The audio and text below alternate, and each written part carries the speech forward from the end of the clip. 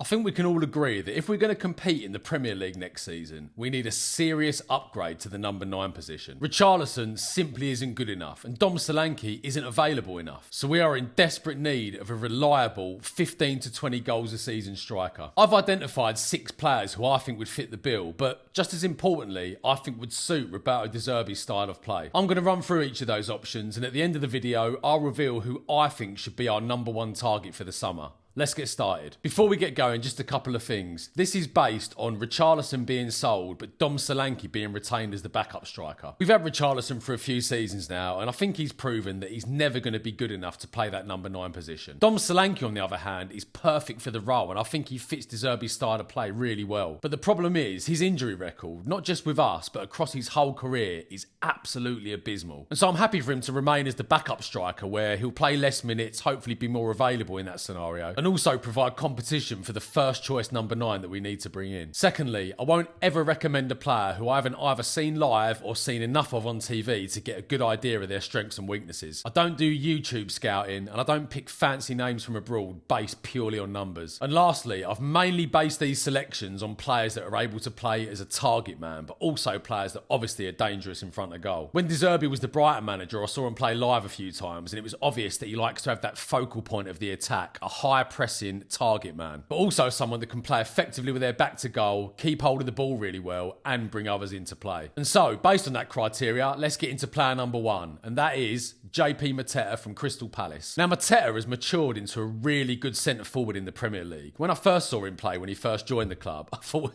thought he was an absolute donkey. He was just like a headless chicken chasing the ball around, didn't know how to use his physicality, his positioning was terrible, and he often snatched at chances when they came his way. But in the last couple of years under Oliver Glasner, he's become a really good centre forward. He's really refined his game. And now his positioning is excellent. He's really good at playing with his back to goal, keeping hold of the ball effectively. He uses his physicality really well. He backs him really well. He's got a good touch for a big man. He's now a proven Premier League goal scorer, and in his last 2 seasons, he's bagged 2 trophies, so he's a player that knows how to win. And what makes this proposition even more attractive is that he's only got 1 year left on his contract. So in all likelihood, we could probably get hold of him for reasonable money. He's also made the French World Cup squad, and considering the options they've got available in the forward line, that is a huge achievement. I think he's a really good option, but let me know what you guys think in the comments below. Player number 2 is also Premier League proven. He's a current England international, he's in the prime of his career, and actually, stylistically, I think he's a player that's very similar to Harry Kane. And that man is, of course, Ivan Toney. Before he went off to Saudi, Toney played 3 seasons in the Premier League for Brentford, although his last season was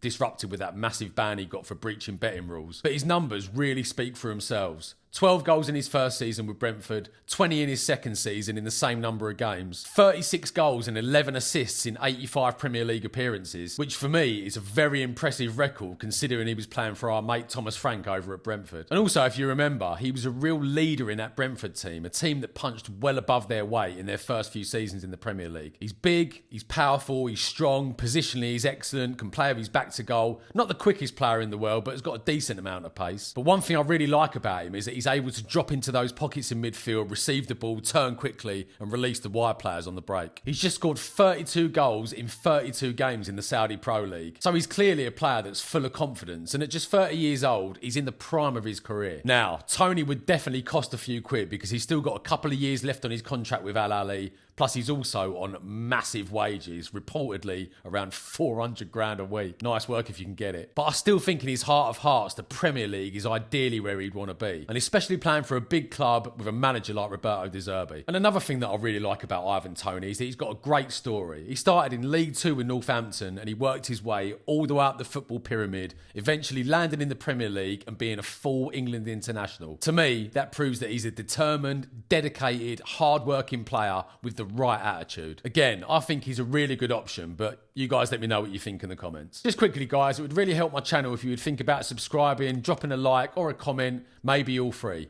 Thank you. Player number 3 is a guy that I've been aware of for the last couple of years, and I've seen him a lot on TV in the Champions League. And I'll be honest, I'm surprised he hasn't landed at one of Europe's super clubs by now. Now, I'm probably going to butcher his name because it's a tricky one, but that guy is Serhou Guirassy from Borussia Dortmund. He earned his move to Dortmund by scoring 28 goals in 28 games for Stuttgart in the Bundesliga a couple of years ago. And since his move there, he's scored 60 goals and provided 15 assists in just 96 games, which proves beyond any doubt that he's a really prolific striker. He's really good with both feet, he's intelligent, he's quick, he's tall, he's good in the air, he can play with his back to goal, he's pretty technical, and I think his attributes make him perfect to play in the Premier League. Now, like Ivan Toney, he'd be pretty difficult to get hold of. He's 30 years old already, and he's only been playing in the Champions League for a couple of years. Obviously, we can't offer him any European football, so that could be a big obstacle. And I think that Dortmund, in all honesty, would demand some pretty serious money for this guy, judging by the success he's been since he's been at the club. However, we do know that Dortmund are a selling club, and if you throw the right money their way, they will play ball. For the player himself, we'd have to offer him pretty big wages, but again, the Premier League is where it's at, and coming to play for a huge club like Spurs and for a manager like De Zerbi has got to be a huge draw. I think he's a massive upgrade on what we've already got, and he would be a really good option for us this summer. Now, my next 2 options are free transfers. They're players that haven't got a club at the moment, but they do come with pretty big reputations, one of them a huge reputation, and so you'd have to spend quite serious money on their wages. And the first one of those, and I know you're going to call me mad, but it's Robert Lewandowski. Now, at 37 years old, he's approaching the end of his career, but we know that this guy's a consummate professional. I mean, just look at the shape of the guy. His body looks a bit like mine, if I'm being honest. But he stayed largely free of injuries throughout his career. He played 31 games for Barca last season and knocked in 14 goals. And I don't need to tell you too much about his style of play or his quality, because you guys would have seen him over the years in the Champions League playing for the super clubs of Europe. And the reason I think we've got a realistic chance of signing him is he's never played in the Premier League before. He's never proven it in this country, and that has to be a big draw. I think if we show him the stadium, show him the training ground, I know it's a cliche, but you know, they are assets that we could sell to this guy. And obviously pay him the right money. I mean, he would demand big wages. I think he would be a really great signing for us. He'd be a player that the fans would get really excited about. He'd bring a bit of stardust to the squad, and I think he could do a really great job for us for at least a year, maybe a couple of years. Now, the next option is a bit of a wild card, again a free transfer, but a guy with a decent reputation, and that man is Darwin Núñez. Now, again, you're probably going to call me mad, but just think about it. Although he doesn't quite have the attributes that I outlined in the intro to the video, like he's not necessarily brilliant playing with his back to goal.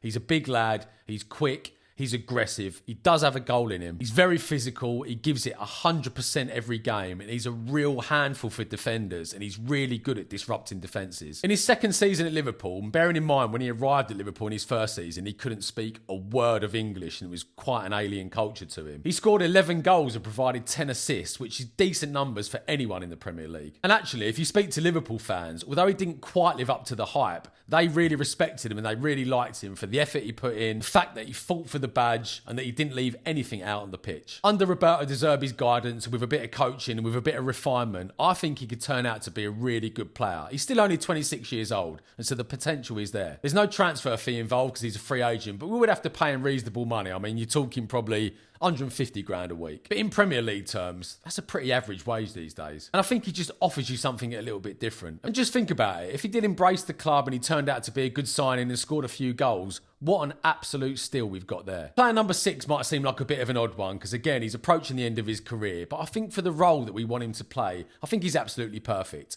That guy is Danny Welbeck of Brighton. Now again, Welbeck's only got a year left on his contract at Brighton, and he wouldn't demand huge wages. But if you want a guy with those attributes that I outlined, someone who's brilliant playing with their back to goal, someone who's technical, who can keep hold of the ball effectively, bring others into play, then Danny Welbeck, for me, is a much better option than Richarlison. He's just come off the back of his best ever goal scoring season in the Premier League, scoring 13 goals. And most notably, he only missed one game for injury this season. And so for me, he ticks a lot of the boxes. Reliable, decent goal scorer, excellent player, someone who's brilliant at leading the line, a really good focal point of the attack. Numbers wise, he's not a prolific goal scorer, but I'd take him over Richarlison any day of the week. And so of those 6 players that I've just covered, for me, there's one really outstanding candidate. He's Premier League proven. He's in the prime of his career. He's a good goal scorer. He's an excellent player. He's an England international. It has to be Ivan Toney. Yes, he's probably the most expensive option out of all the players that I've outlined, but I think he brings so much to the table. He'd be a really excellent signing for us, and he'd be a signing that would excite the fans as well. My second choice would be Mateta. I think he'd be perfect for our team. He's not quite as good a player as Toney. irony, but I still think he'd be a much better option than Richarlison. I'll be perfectly honest, when I was looking into it, there's not a huge amount of strikers out there that meet the requirements we need. And so I think the 6 options that I've just given are probably the best players available to us at this current time. But let me know what you guys think. Is there a striker that I've missed, someone that you've seen play that you think would suit our style of play? Let me know in the comments below. And as always, thanks very much for watching. Hope to see you on the next one.